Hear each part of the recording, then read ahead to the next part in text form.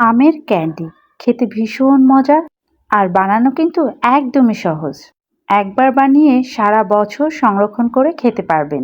বাহিরটা এরকম ড্রাই থাকবে আর ভেতরটা কিন্তু জুসি থাকবে। খেতে ভীষণ মজার আমের ক্যান্ডি রেসিপি শেয়ার করব আজ। চলুন তাহলে শুরু করি আজকের রেসিপি।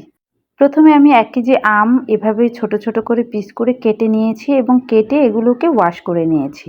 এখন আমগুলোকে আমি চিনি দিয়ে সিদ্ধ করে নিব।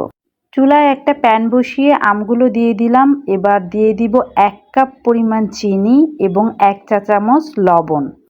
দিয়ে দিচ্ছি 2টা দারচিনি, আপনারা চাইলে এলাচও দিতে পারবেন, দিলে খুব সুন্দর একটা ফ্লেভার আসবে। এবার একটু নাড়িয়ে দিয়ে দিব সিরকা, 1 টেবিল চামচ সিরকা দিয়েছি। এখানে কিন্তু কোনো রকম কোনো পানি অ্যাড করা যাবে না। এই চিনি এবং আম থেকে যে পানি বের হবে সেটা দিয়েই আমি আমটাকে সিদ্ধ করে নিব। চুলার জালটা আমি মিডিয়াম আঁচে রেখেছি।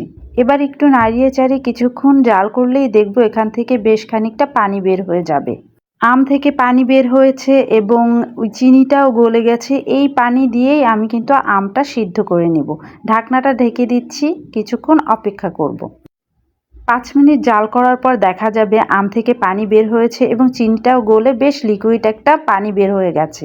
এটা দিয়েই আমটাকে পুরোপুরি সিদ্ধ করে নেব। কিছুক্ষণ নাড়িয়ে চাড়িয়ে আমি সিদ্ধ করে নিচ্ছি।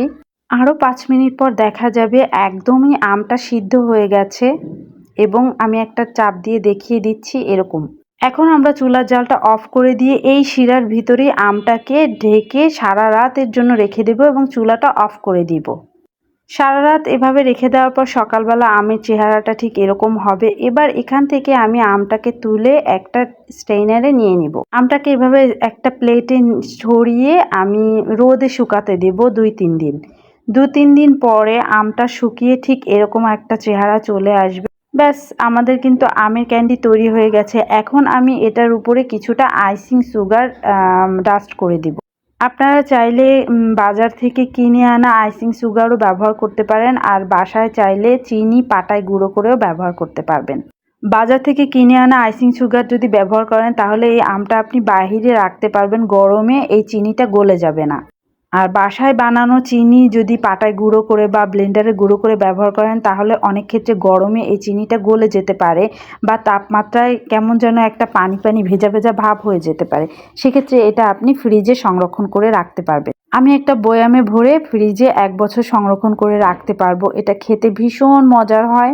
তৈরি হয়ে গেছে কিন্তু আমাদের মজাদার আমের ক্যান্ডি। একবার বানিয়ে দেখেন, আশা করি আপনাদের কাছেও খুব বেশি পছন্দ হবে।